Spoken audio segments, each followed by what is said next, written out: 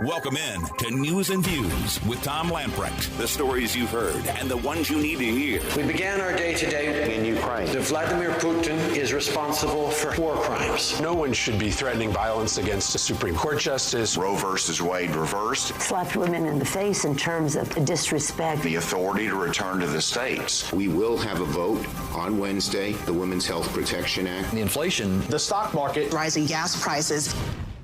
Your life, your values, your voice. This is News and Views with Tom Lamprecht on Talk 96.3 and 103.7. All right, welcome in Monday. Hope you had a great Mother's Day holiday. Happy Mother's Day to all the moms out there listening in. Vladimir Putin is not looking well. He gave his May 9th Victory Day speech, which commemorates the 25 million who were lost in World War II, Russians that were lost in World War II. And, it wasn't so much what he said, although what he said wasn't really that meaningful. And some of the people are saying, hey, you know what? The good news is he was relatively calm and it wasn't foaming at the mouth and didn't look like he was going to, drop a nuke or something in the middle of this thing. But it was the nonverbal communication that caught my eye on this. He looked terrible. He looked like he was on steroids or something. I mean, and a lot of people have questioned his health. Some people have wondered is it Parkinson's? Some people have wondering is it cancer? I'm not a medicine guy. Maybe we can get Greg Murphy to diagnose it. But he looked bad, and the generals that surrounded him.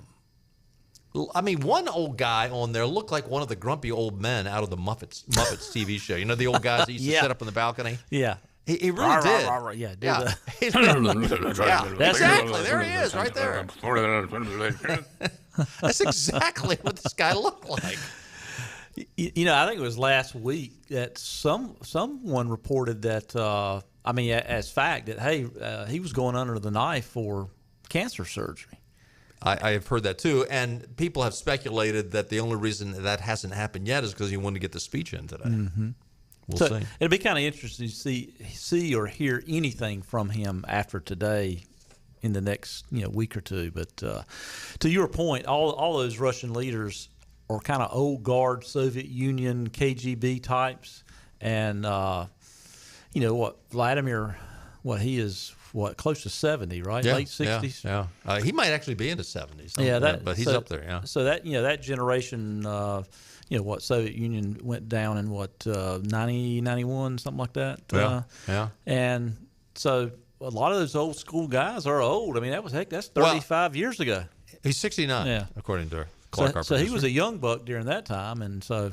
What's interesting about it, when I saw the old guy up there, the Muppets guy, I thought to myself, well, maybe this guy was from World War II.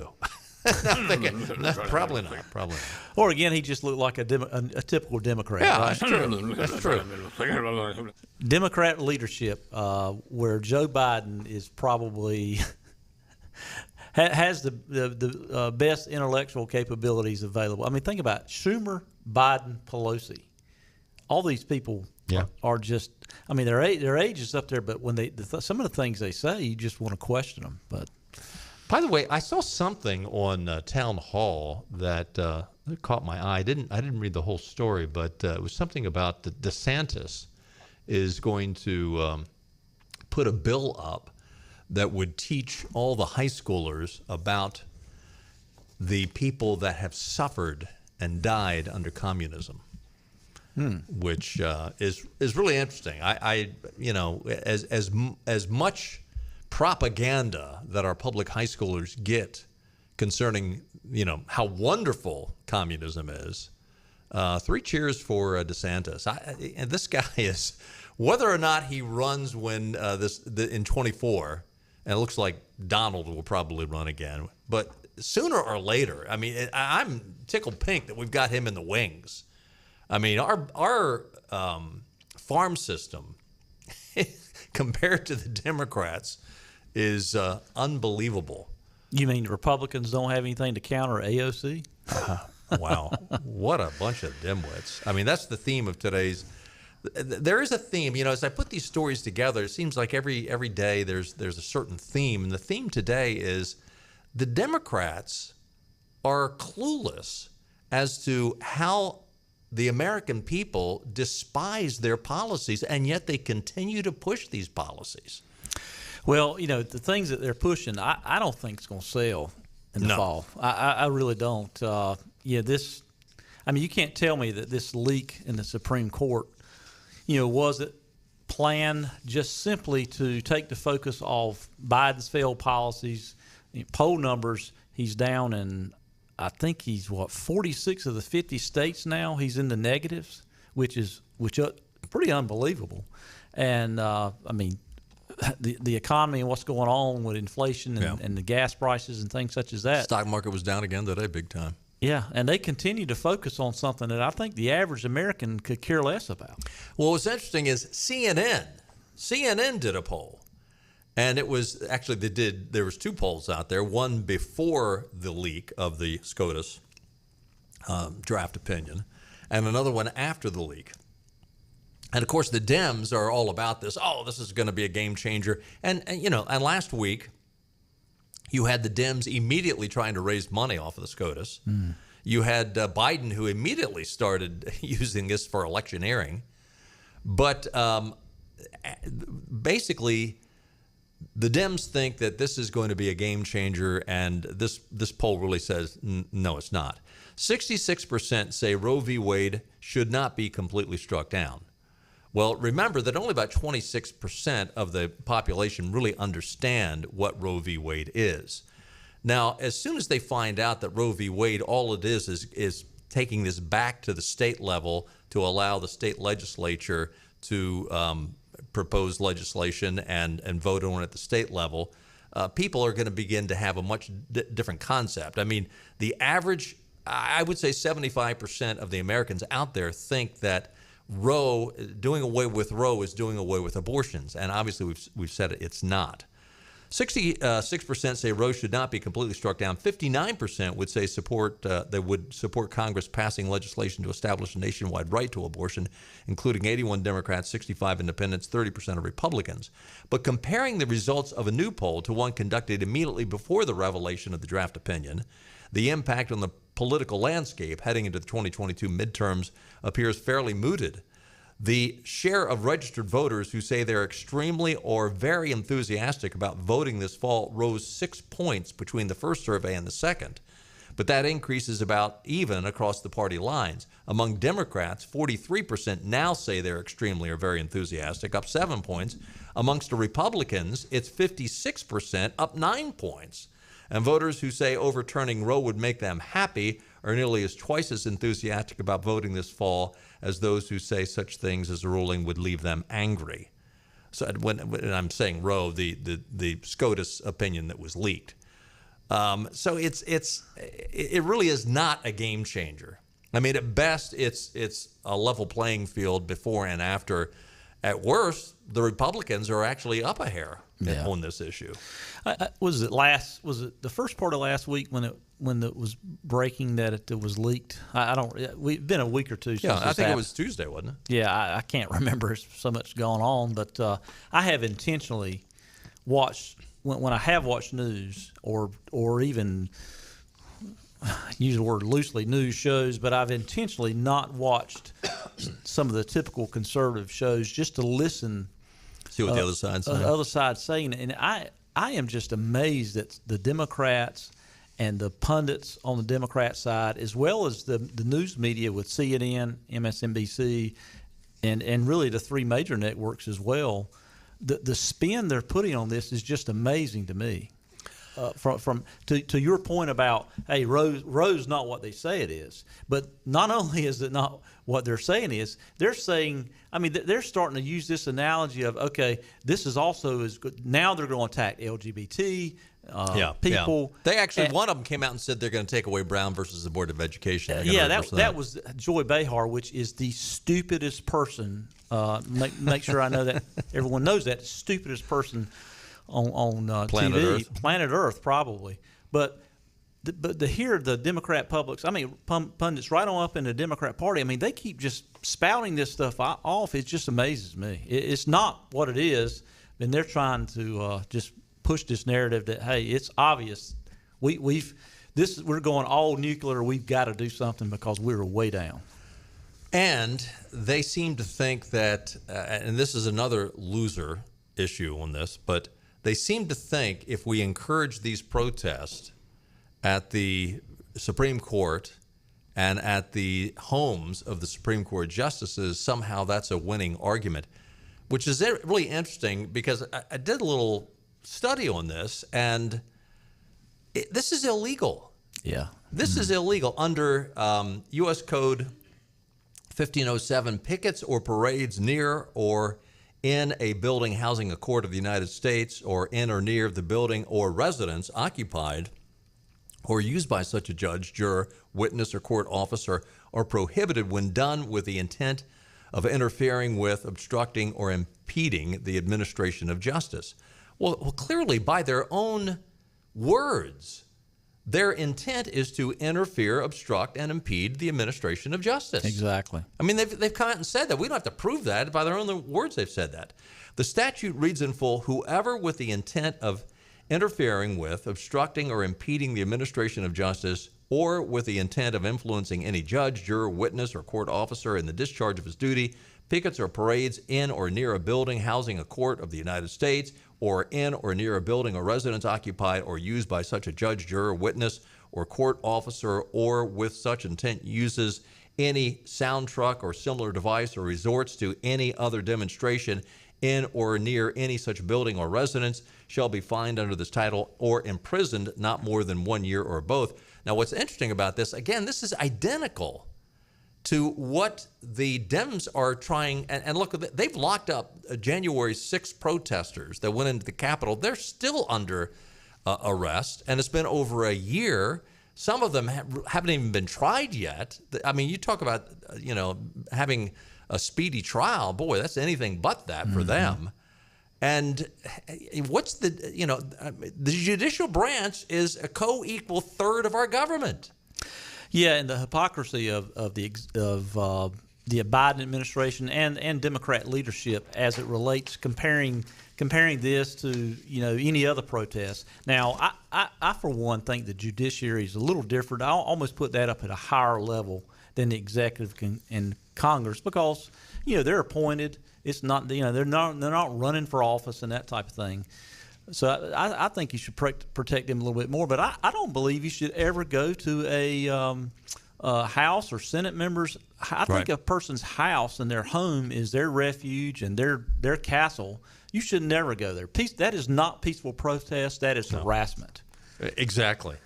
Now, what's interesting is Jen Psaki, who, by the way, this is her last week. We'll have to see Peppermint Patty anymore. I'll let you circle back on that one. Thank you, I hope the door don't hit her in the on the way out. Yeah.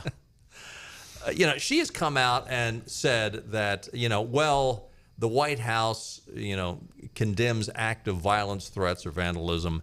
Over the weekend, there was threats to go in the Catholic Church. I don't know if that happened or not, but there was a pro-life center in Wisconsin that was firebombed. They threw a Molotov cocktail. And I saw a church somewhere that was vandalized with spray paint and that type of thing. You're right on that. That actually happened prior to Sunday, I think. And then you have these protesters who are coming at the houses of the justices. And it's all well and good that Biden's giving lip service that protesters should never include violence, threats, and vandalism. But again, this is against the law. Mm-hmm. So, Joe, when are you going to get out there and say they've broken the law? And just as the Justice Department has come after the January 6th protesters, we're going to go after these people that are protesting outside the homes of these justices. Interestingly, Attorney General, let's cut one clerk, former Attorney General Bill Barr was on Guy Benson's program last Friday, and they were talking about this very thing. So this is Attorney General Bill Barr's take on the whole thing. Well, I was appalled that they didn't just come out and condemn this. It really, to me, to allow the doxing of Supreme Court justices obviously done precisely to intimidate them, and it does expose them to additional threats. But, the left has been tolerant of violence for some time now. When Trump first ran during the election, there were numerous instances of groups attacking Trump supporters. They were never condemned by the Democrats. They didn't condemn the violence over the summer of 2020. This is sort of part and parcel of the Democratic Party now. One of the distinctions is on January 6th, the Republican leaders came out and condemned it right away, the attacks on the police and the violence that was used to enter the Capitol. So there's a clear distinction there. They're also threatening to disrupt church services, and I haven't heard the administration come down hard on that. Well said, and the double standard and hypocrisy is pretty glaring. In fact, Queen Nancy Pelosi today lauded protesters expressing righteous anger in the wake of that leaked draft from the Supreme Court. Quote, "While we have seen and heard extraordinary anguish in our communities," Pelosi said, "we have been moved by how many have channeled their righteous anger into meaningful action, planning to march and mobilize to make their voices heard." Pelosi attacked Republicans and the Supreme Court over the expected ruling and says that Democrats will fight relentlessly to enshrine Roe v. Wade as the law of the land. Quote, "Republicans have made clear that their goal will be to seek to criminalize abortion nationwide." No, they're not. I mean, this is ridiculous. Roe v. Wade is sending it back to the states, where the states will decide. Yep. And over the weekend, Mitch McConnell said, well, maybe we should consider a national ban on abortion. And I'm thinking, why would you bring that up, Mitch? Why would you bring that up? You've just gotten a great victory where we can send it back. And, I Mitch am all... Mitch is an idiot. I mean, that is just handing the Democrats what they want. I mean, this is a great victory for conservatives and, for that matter, for the rule of government, that we're taking these decisions and putting them back at the local level where it should never have left the local level. Well, I mean, many times, people that idolize Ruth Bader Ginsburg, if you look back at her writings, and she even spoke on the matter, she said a number of times Roe versus Wade was not right. Yeah. Bad legislation. From a law standpoint, it's a bad opinion. Yeah. So now all of a sudden, of course, they hear from the Democrat leadership lie after lie after lie what it says. And I hear people repeat it over and over and over again. It's like, it is too say it often enough. Well, it's just too easy not to be stupid and ignorant now. Just go read the freaking opinion. I mean, that's all you got to do. It's not that hard. And you can read it in 20 minutes. Yeah. I mean, it's 100 pages, but I mean, they're pretty short, big type pages. So, by the way, Thursday, Clarence Thomas told a gathering in Georgia that we will not be intimidated. The events from earlier this week are a symptom of the fact that we as an institution cannot be bullied into giving you the outcome you want.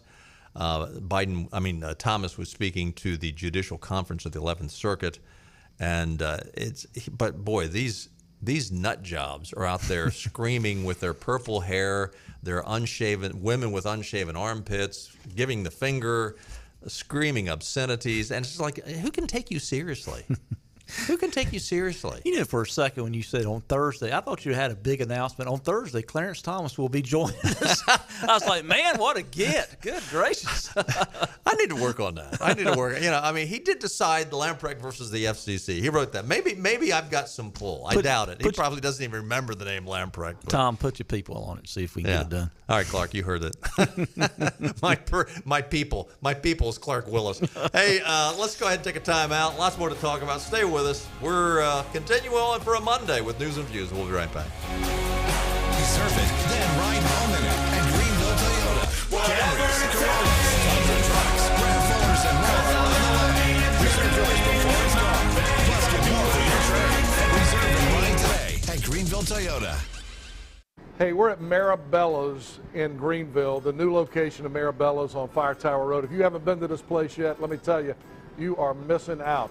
I want to introduce my friends from Marabella's. I've got Sal, Massimo, and Pietro here. These guys are awesome. Not only do they make great food, they do a lot of things for the community, which we're going to be talking about. But Sal, let's start with you. Let's talk about the new location of Marabella's on Fire Tower Road. I'm a regular here. I love it. You guys call it Old World Pizza. Tell us what's different about your pizza. Well, we got two kinds of pizzas. We have the traditional, American style, and then we have the Old World Pizza, which is made with fresh mozzarella, and the way they do it in Italy. Massimo, when you talk about doing this food right, it's authentic. And when I talk about authentic, you grew up in Italy, so you grew up with this food. You know how to make it. Yeah, because we grew up in Italy, we know the ingredient, and everything we do from scratch. And the right ingredient it's been hard for us to bring over here. And now finally we can get the right ingredient to make a right pizza. All right, now I'm going to talk to my friend Pietro here at Marabella's. He's got the Nino's shirt on today. We're going to talk about Nino's, which is another great dining experience, upscale dining experience, on another segment upcoming. But Pietro, let's talk about Marabella's. For people who've never been to Marabella's, what's the experience going to be like when they come here? Not only pizzas, but pastas, salads, sandwiches, you got it all.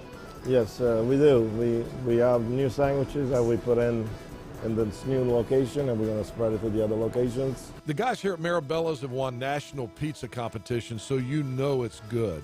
Thanks to Sal, Massimo, and Pietro. Folks, do yourself a favor. Come to the new Marabella's here on Fire Tower Road in Greenville, or Marabella's on Greenville Boulevard, or Marabella's in Washington on Carolina Avenue. Also, don't forget upscale dining at Nino's on Red Banks Road.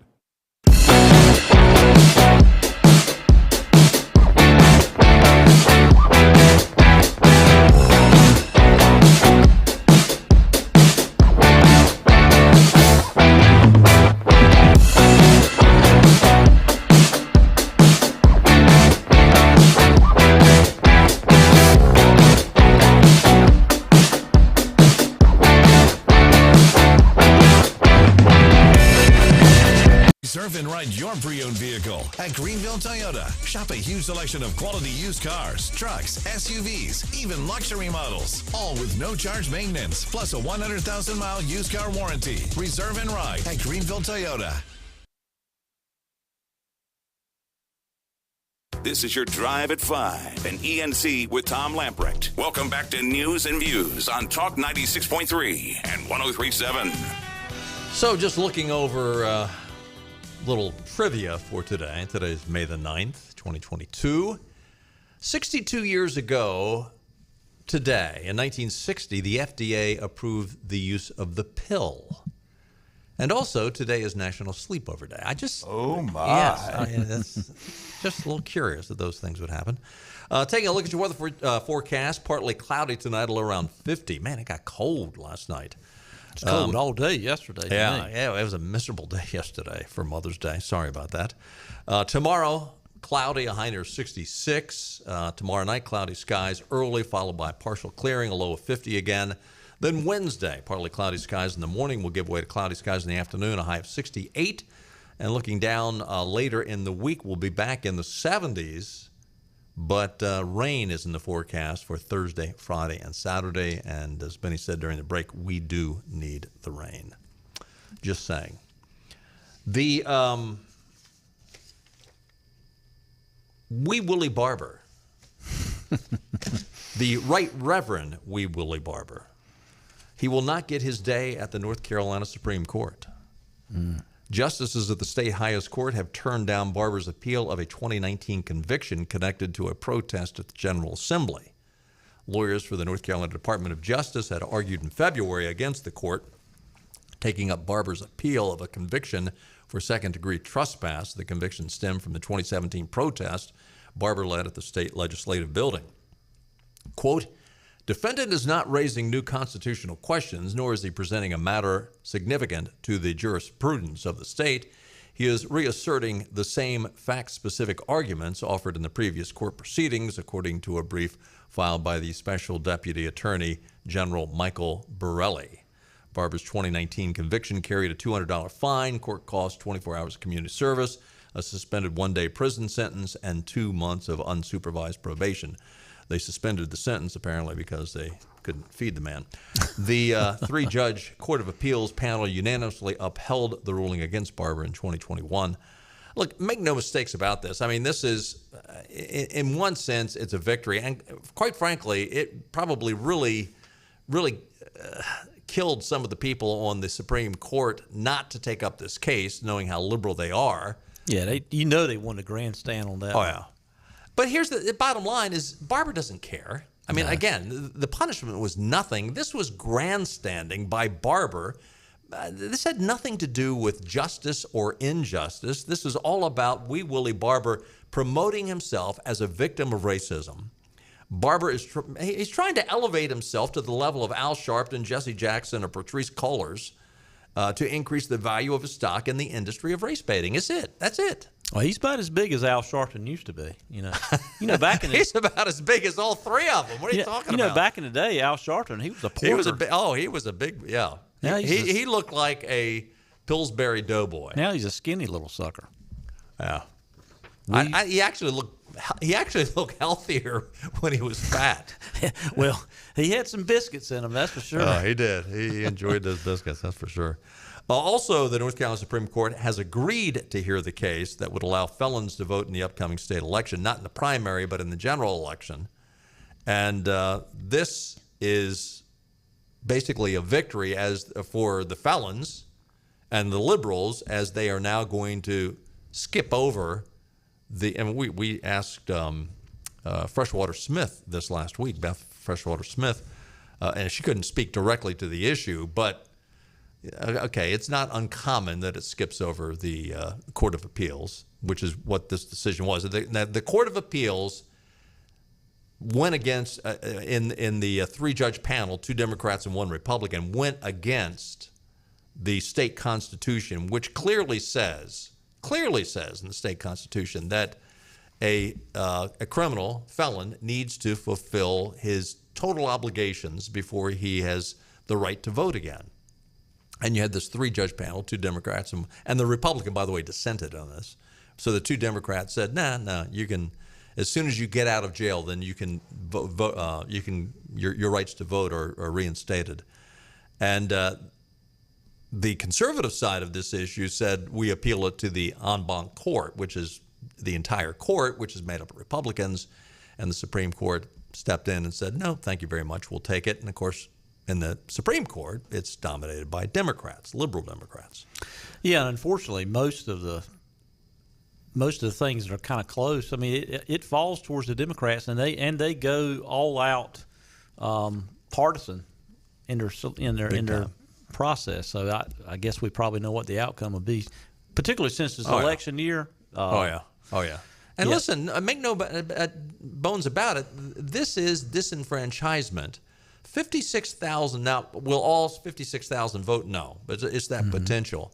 But all you've heard from Democrats is disenfranchisement, this, that, and the other. And when you come in and you suddenly say that we're going to allow 56,000 people to vote who shouldn't be voting according to the state constitution, you are diluting everybody else's vote. And it's the same with illegals voting. You're taking people that have no right to vote, and you're diluting everybody else's vote that have the right to vote. A most recent Civitas poll from the John Locke Foundation found that 66% of likely general election voters support the state's constitution's current restrictions on felon voting. Among those surveyed, 54% opposed the trial court's ruling allowing felons to cast their vote before completing their full sentences. Well, whether you can argue, if you for or against that or not, I mean, to me, there's not a path for this law. And, if you want to take up a constitutional amendment, take it up through the process. Just don't take it to court. Right. But that's the problem. They they file a lawsuit and hope to get the right court and hope to get a right opinion. And judge shop. Yep. Fox News anchor Bret Baier, his stock went up for me big time yesterday.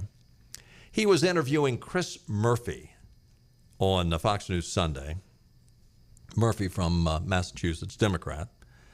And the issue, well, Bret Baier asked the question concerning the claims that Joe Biden made last week that MAGA, the Make America Great Again crowd, was one of the most extreme organizations, most extreme group of people in history, in American history, which basically, okay, you just insulted about 50% of the American voting population.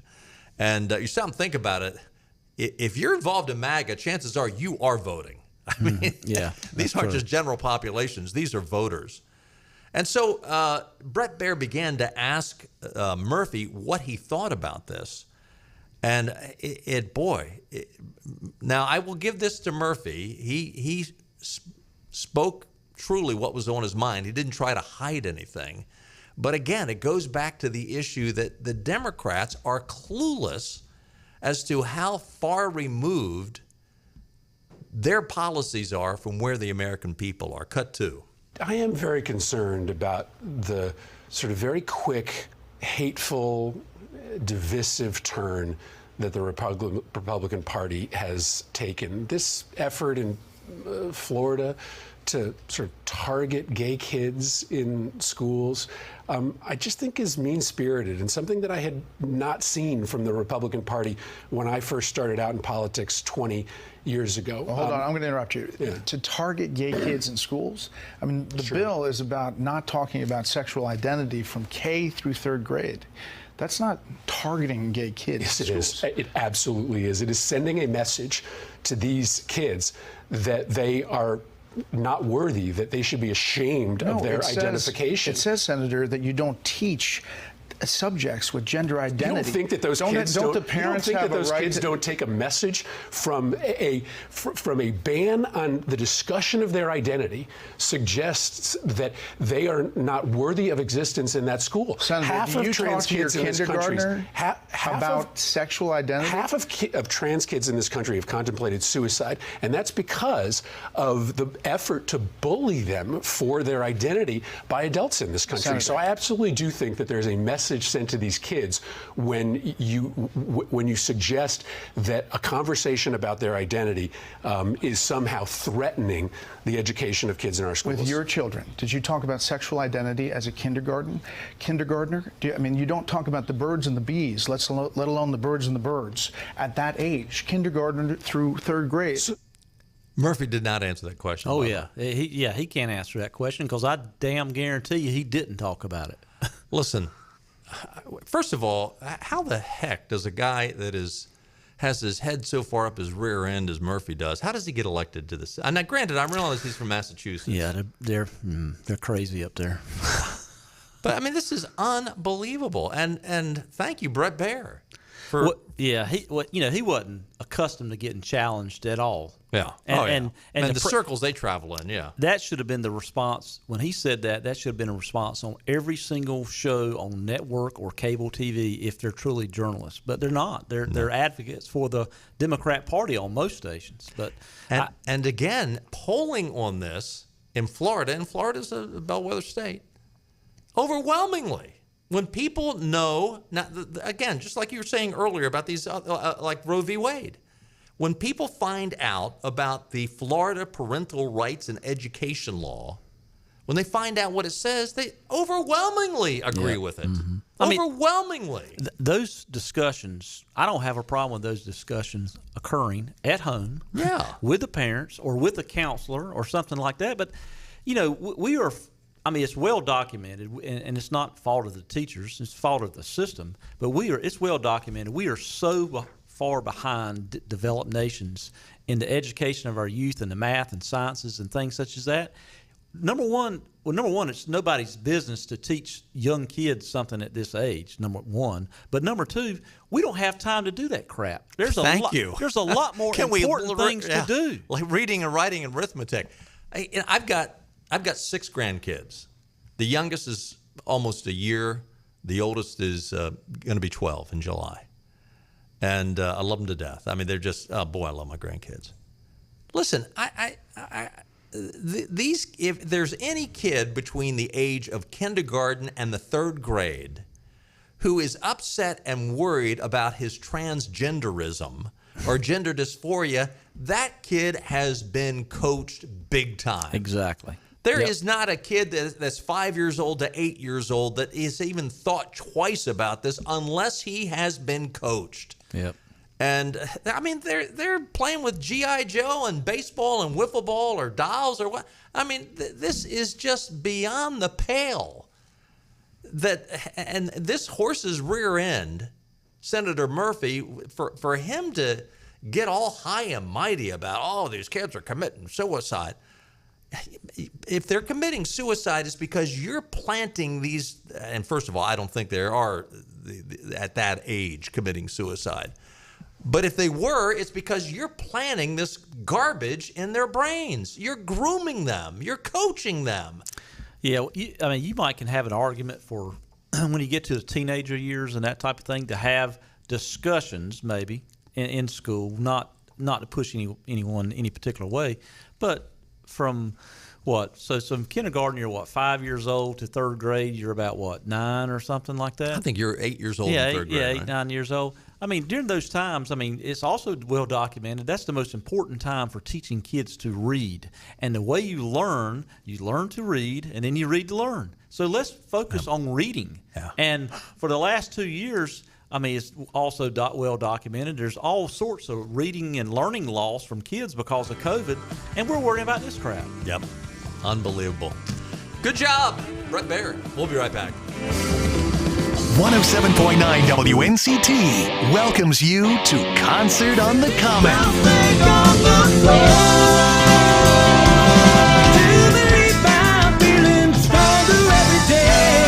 Coming up May 12th, it's Chicago Rewired, the ultimate Chicago tribute band. Don't miss Concert on the Common. Uptown Greenville on Thursday, May 12th.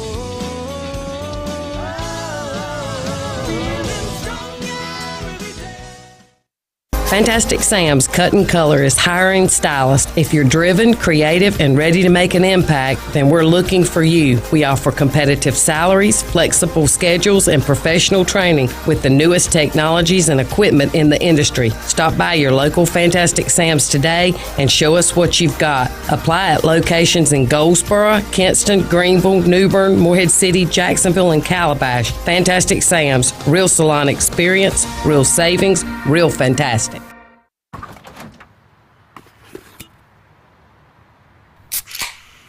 It's only 8 a.m. and it's going to be another hot one. Today's high is 85 degrees with lows ranging in the upper 50s. Tomorrow's more of the same, plus some light wind coming in from the northeast.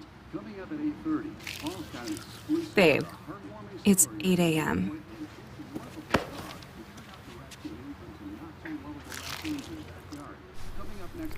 Fried chicken, better with Pepsi. The best burgers around. Everyone loves a thick, juicy, and fresh burger. Tiebreakers in Greenville, plus the all-new Tiebreakers in Winterville. Do real burgers better than anybody. So don't just go to any burger-themed restaurant chain. It's time to break the chain and eat local. Tiebreakers, real burgers at its best. Everybody loves burgers. Air Service is back at Pitt Greenville Airport, offering safe, clean facilities and flights from American Airlines. That means the short commute, quicker lines, and better prices that get you where you're going fast and easy. See it for yourself. There's great things inside at Pitt Greenville Airport.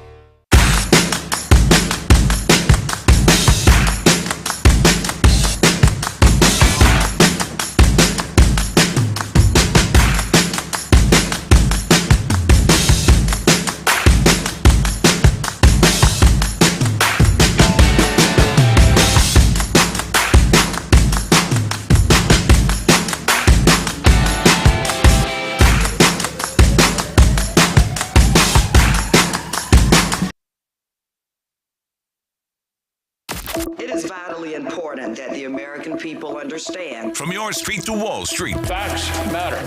Raised a lot of alarm bells. Recession fears. To Pennsylvania Avenue and around the world. Everywhere. We're bringing you the news that counts. Welcome back to News and Views on Talk 96.3 and 103.7. Welcome back in. Again, our theme today is Democrats don't have a clue of how far out of touch they are. On Friday, Bill Maher, who is a lib. I mean, this guy is a lifelong lib. He goes on his show, and Paul Begala was on there, and there was a conservative on there as well. But he started talking about Biden's idea of forgiving college debt. If you took a federal loan to go to college, Biden's going to come in and forgive the debt. And we've heard, and it sounded like today that Biden might be walking away from this idea. But, I mean, he comes and goes. I mean, he's like the old man wandering around the nursing home trying to find the bathroom. His position is whatever they put on the teleprompter at the time. and maybe it changed today because of what Bill Maher said on his program. What happened? Friday night. This is Bill Maher talking about the forgiveness of college debt. President Biden is under enormous pressure, speaking of college, to come up with a plan now to relieve college debt. A lot of people are saying this is a loser issue. I'll give you some brief numbers here. Why that is. 13% of Americans have college debt, federal college debt. So that's not a lot of people you're working to. 65% don't go to college at all. 50% of the college debt goes to people going to grad school, which, come on, a lot of that is just bull around. You don't know what to do, and you can keep going to school for free. So it just looks like a loser issue for the party that is trying to win back the working class, that we're going to subsidize. We who didn't go to college and didn't benefit from that are going to subsidize you to get your degree in gender studies and sports marketing and all the other bull that they take in college. I think it's a loser issue for. Thanks for catching up with us, Bill. I mean, I'm really tickled that you're saying this now. It took you years to catch up with the rest of us. He further stated, I think a lot of people, they're resentful that, first of all, I'm going to pay now for some kid to go to an indoctrination center where they're indoctrinating kids into things like I don't believe in, where the courses are all in racist spotting 101, and yeah, or gender studies, or I mean, then they're going to have another major called transgender studies. But you know what's really interesting about this clip is not only the statistics that he cited, which were really interesting, and you know, the Democrats look at those kind of numbers and say, maybe this isn't a good idea. But there is the fact is, here is a lifelong Democrat, liberal Democrat, lifelong liberal Democrat who is reciting these things, and he's sounding like a conservative. That's how whacked out these Democrats are. And think about this: if I was going to go be in the live studio audience of some show, it wouldn't be Bill Maher's show. I would think the studio audience would be leaning left by a pretty good amount. Oh, they're a bunch of clapping seals most of the time for whatever liberals up there on the panel. Well, and listen to the audience as he recites those numbers. Listen to the audience. He says, "Yeah, you're going to go get some BS major in gender studies." I mean, they're hooting and hollering and laughing and clapping. I mean, even the liberals know that the Democrats' progressive agenda is full of it. Yeah, and it's also well documented with the increase in student debt. You know, when the federal government decided to get in the student loan business, colleges just sat back and said, "Hey, we don't have a consumer that's questioning one damn thing we do." So all of a sudden, when this is facts. If you look at the costs in colleges from a personnel standpoint of professors versus non-professors, they've created this infrastructure of they've got people toting coffee to each other all day long. Yep. And I know I've got some people in higher ed that's going, not like that, but it's the truth. I went to college 35 years ago or whatever, and the way it is now, you've got these departments that are created, and they're not teaching one damn thing. I remember when I was a little guy, my grandparents lived in Chapel Hill, and they owned some rental property. And college professors that had been there for years were renting these small little cottages and garage apartments from my grandparents. They were professors over at Carolina. And, today, oh my gosh, professors with tenure at Carolina, they're not going to have some little 800-foot cottage or garage apartment to rent. No. They're going out and buying some 5,000 square foot mansion somewhere. Yeah, and you see the class loads that some of them have. It's just amazing, especially in the schools. The bigger the endowments and the bigger their geographical footprint, the worse it is, really. Yeah. And listen, if they forgive the debt, what do you think is going to happen to tuition then? Hey, they're going to ratchet it up. They're going to just say, hey, this is the goose that laid the golden egg. Let's go for it. We'll be right back. We're on location today at Fabric and Home Furnishings, Arlington Village on Arlington Boulevard here in Greenville. One of my favorite places in town, one of my favorite people in town. My buddy Lisa Pendry is here. And Lisa, when I walked in this morning, the place always looks great, but there's something new here. You got a brand new room. Tell us what's going on. We do, Henry. We are opening a Norwalk gallery, and we are so excited because this company is so custom. Been in business since 1902, built in Norwalk, Ohio. Tons of wood colors to choose from, over 900 fabric choices, and I've got a design team that can make it fabulous and help you find unique styles. So when you say custom, a custom furniture line, what does that mean exactly?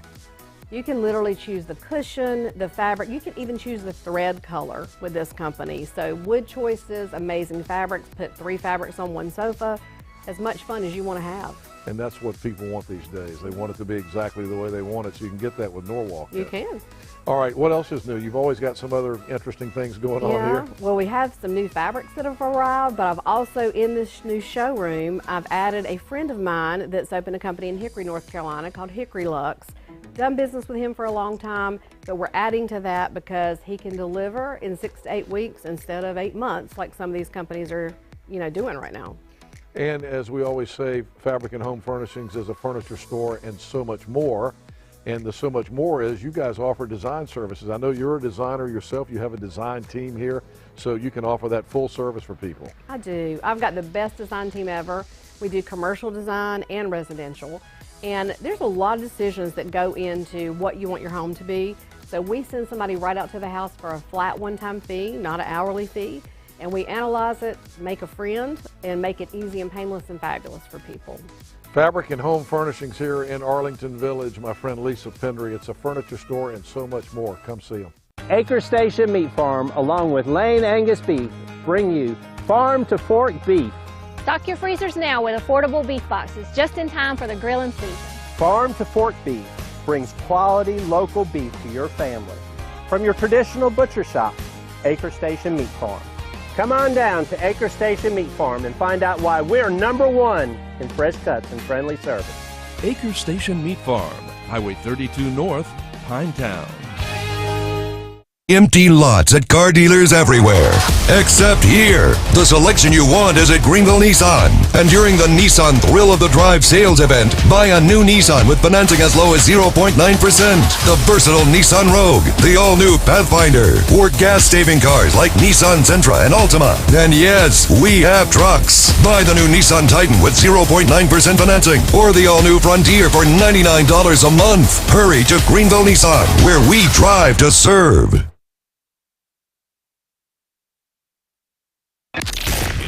When the news will break, but leave us on and you will. I think we want to see more details right now on Talk 96.3 and 103.7. Going back to the whole SCOTUS leak, it's interesting that now you have companies that are getting into the fray. And this is really rather sad, I think. Amazon has come out and said they're going to pay. Now, this just came out since the SCOTUS leak. They've come out and said, we will reimburse our employees up to $4,000 for their travel for abortions. Now, they're also saying, and we'll do it for other things as well, but the coincidence of this happening right after the SCOTUS leak is rather eye-opening. And you know, I thought this was supposed to be a private matter between the woman and her doctor. Well, now we've got the companies like Citicorp, Yelp, and I'm sure there'll be others, but Amazon right there at the top of the list. I wonder if Amazon will do that for someone that's having issues with cancer or heart disease. Well, they actually they will do that. I will give them that benefit. But my question would be, will you do that for somebody that wants to adopt? Yeah, good point. Yeah.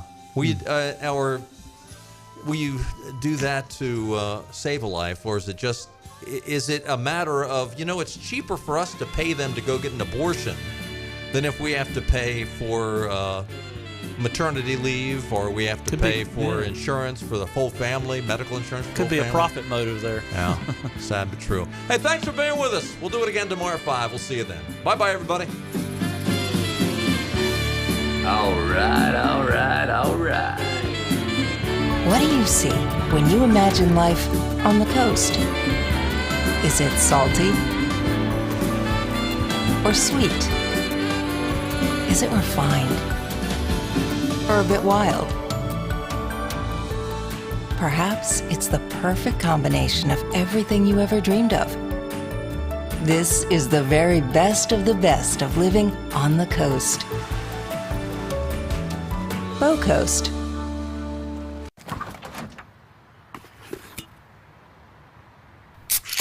Well, folks, it's only 8 a.m. and it's going to be another hot one. Today's high is 85 degrees with lows ranging in the upper 50s. Tomorrow's more of the same, plus some light wind coming in from the northeast.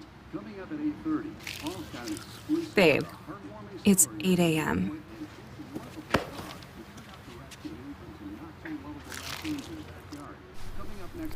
Fried chicken, better with Pepsi. And we're on location at one of my favorite places in the whole planet because this is some of the best food you're ever going to eat in your life. We are at Nino's on Red Banks Road in Greenville. It's one of my hangouts. It's one of the places that I love. I got my friend Pietro Pasalacqua. How'd I do? You did great. Let's talk about the food. What makes this place? I know it's special Italian from authentic Italians, but tell us why it's so special. Because everything we do, it's really what we came up on the menu from what we did at home, from my grandparents, my parents. So it's exactly what we eat at home, and that's what the way we cook. That's why it's special. And the atmosphere in this place is special also. From the bar to the 2 dining areas. You got 2 different dining areas, and now the weather's nice, so there's going to be a lot of folks that want to eat outside. Yeah, we have 2 rooms. One room is designed a little different.